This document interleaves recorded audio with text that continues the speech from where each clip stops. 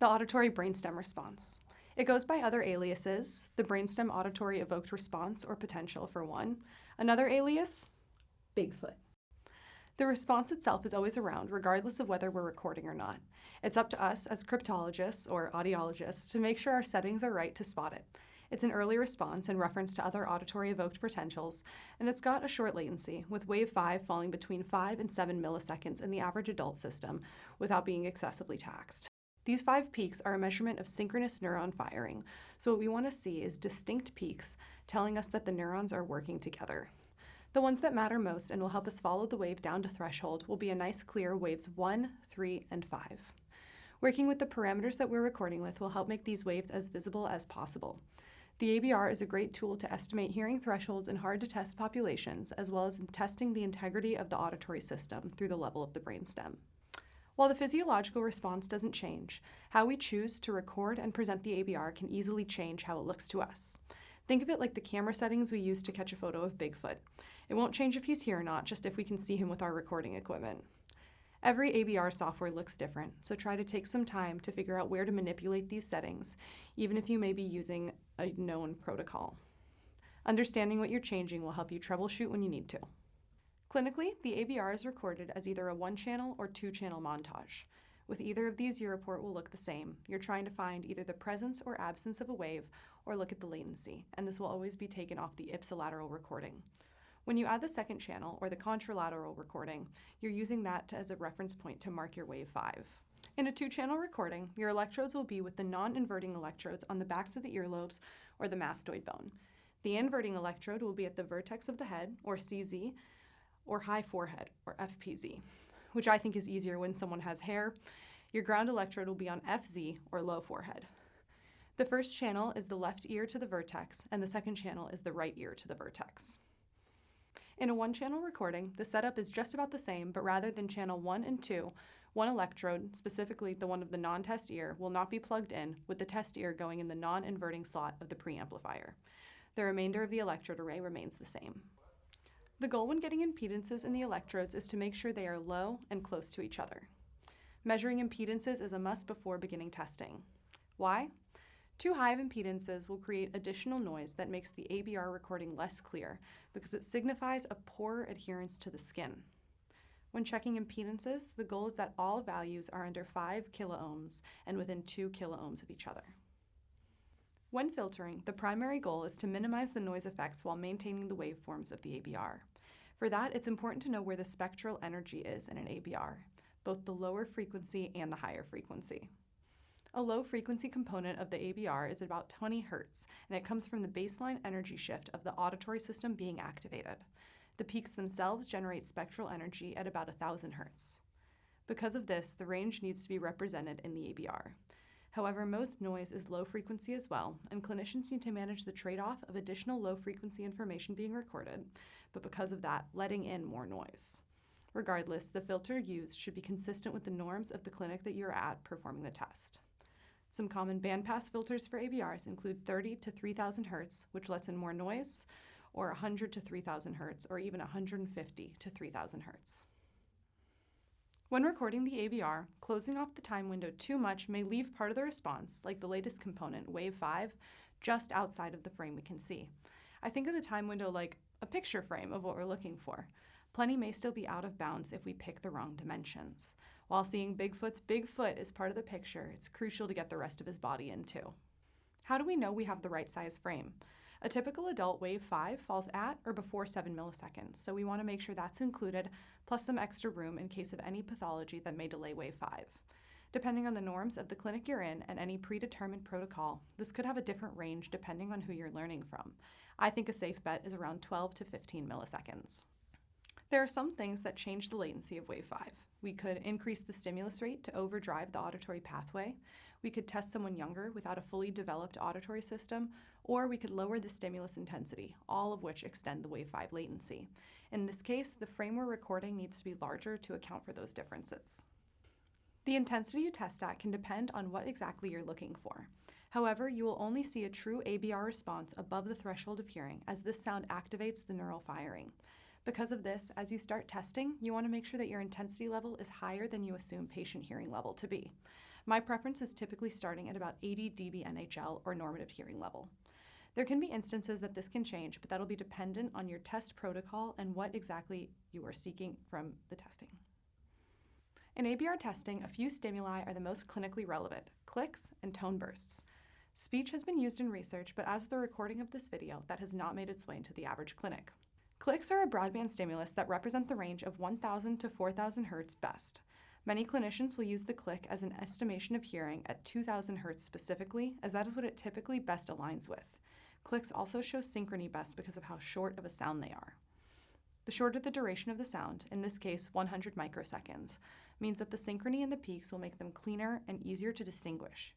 Throughout this section on stimuli, you'll hear a lot about the time-frequency trade-off.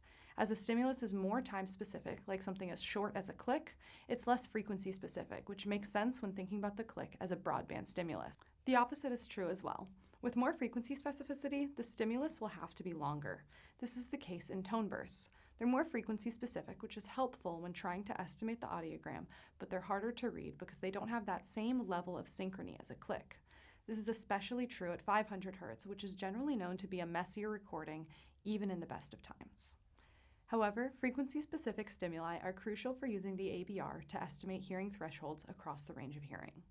Similar to traditional audiologic testing, ABRs can be tested with headphones, inserts, or bone conduction. Personally, I've never seen headphones used clinically, but something to note is that when using headphones, they will have shorter latencies than in inserts, which is what I think of as the default for an ABR. Why? It's essentially the travel time of the signal changing. In headphones, not only does the stimulus need to move through the auditory tract, but also through the entire outer ear. However, in inserts, the transducer is the box being clipped onto the shirt or shoulders of the patient.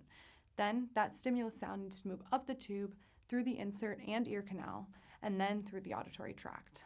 The most important thing here is knowing what transducer was that the clinic norms were recorded with to make sure you are comparing like latencies. The bone oscillator is also a transducer that can be used in ABR testing. What this may look like on screen is a messier result than what we see with air conduction, but not an increase in latencies. It's important to be mindful of not waking up whoever you're testing during bone conduction testing. Between putting the oscillator on and presenting the stimulus pretty loud, the vibrotactile sensation could wake a soundly sleeping baby or adult.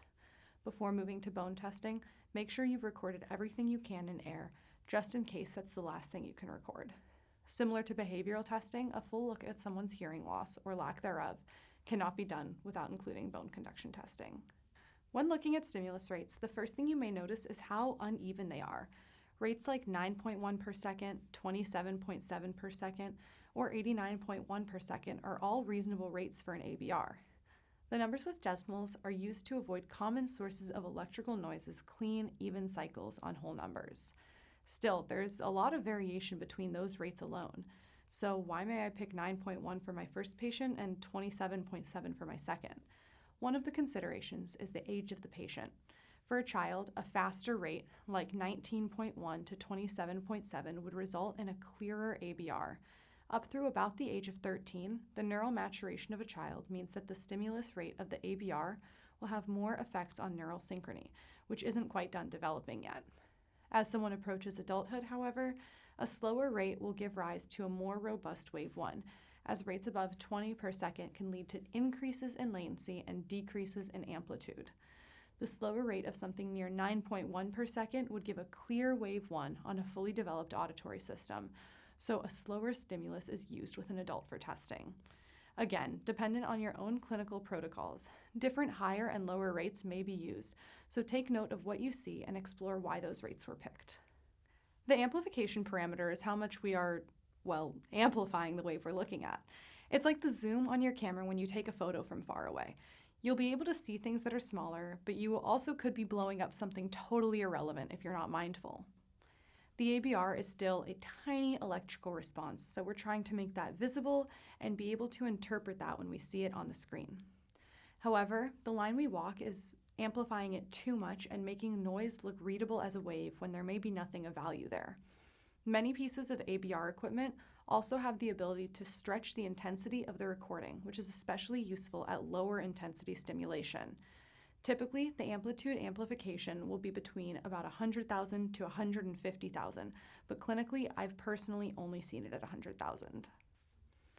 What is a sweep? It's a presentation of the stimulus, so one click, and a recording of the electrical output. So if you're using the presentation of 9.1 per second, you're getting over 90 sweeps in only 10 seconds.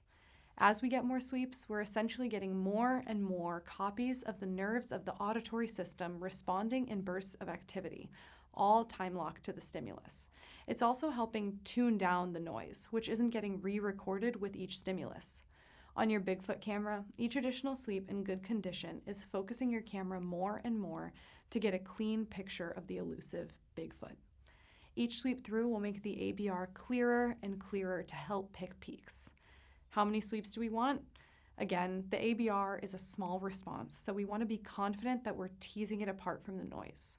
A general rule of thumb is a minimum of 1,000 sweeps and potentially up to 2,000. You can stop the sweeps when you feel confident that the wave you're seeing is a true response and not artifact. This means that you'll need less sweeps in instances with less noise, like a sedated ABR, and in bigger super threshold responses. However, especially as a student or a new clinician, it's worth letting the sweeps run longer in a quiet patient than cutting it off too soon and missing out on crucial information. Polarity of the recording can be one of 3 options: condensation, rarefaction, and alternating. Typically, starting by looking at the alternating polarity, or quick switches between condensation and rarefaction, is easiest because it minimizes the appearance of the cochlear microphonic, which follows the shape and polarity of the stimulus. The cochlear microphonic will be visible with both condensation and rarefaction as a large positive or negative deflection. This can be nice to confirm that equipment is working in case of no response when increasing the intensity. Making sure that the electrodes are recording before declaring a hearing loss is a key component of troubleshooting. Reiterating what we said earlier, the electrode array when testing depends on whether we are doing a 1 or 2 channel recording. While the setup may look the same on the patient we're testing, we need to make sure to report whether a 1 or 2 channel recording was used. During testing, however, the benefit of a 2-channel recording is that the contralateral recording of the ABR will be able to help confirm a messy wave 5. On the contralateral recording, wave 5 will look slightly shifted out versus the ipsilateral recording used to find the diagnostic information. So this means while testing, if you're unsure of a wave 5, you can toggle the contralateral recording to see if the peak you've selected as wave 5 has a slight shift out on that contralateral recording. If it moves a bit out, you can feel more confident that what you're seeing is real and not some type of electrical artifact. Every electrophysiologic test has one greatest fear: noise. Noise can come from lots of sources like movement in the person you're testing, electrical noise from nearby sources of power, or one of your electrode losing its grip on the skin. On any ABR equipment, there will be a little monitor giving a look at how noise levels look at that moment. In a still patient in a quiet area, there should be minimal movement. However, if you have a patient who's wiggling, cell phones going off, crying, electrical noise, this monitor will look more chaotic. But what do you do if you see a noisy recording? You try to find the noise source. This can be obvious, like someone moving around or coughing, but if you're in a quiet room with a still patient, the noise could be electrical.